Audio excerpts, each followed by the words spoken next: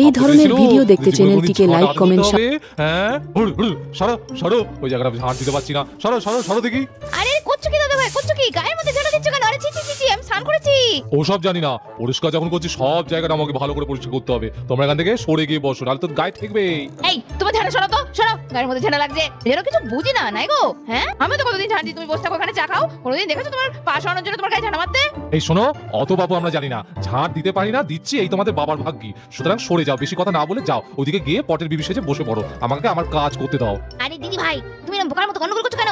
এখনই খেচর মাচর বেঁধে গেলে ঝাড় দেয়া লাটে তুলে দেবে, তখন আমরা মরবো। যাক যাক যাক, যা করছে করুক, চলো তো আমরা গিয়ে পায়ের উপর পা তুলে বসি, গল্প করি। আরে দেখ এখানে কি বসে থাকে? আর এদিকে কিছুক্ষণের মধ্যেই রাস্তা ভাতের হাড়ি উল্টে ফ্যান ঝরাতে লাগলো, আর সেই দেখে টোনা আর ইন্দু দূর থেকে মজা লুটতে লাগলো। এসো হয়েছে।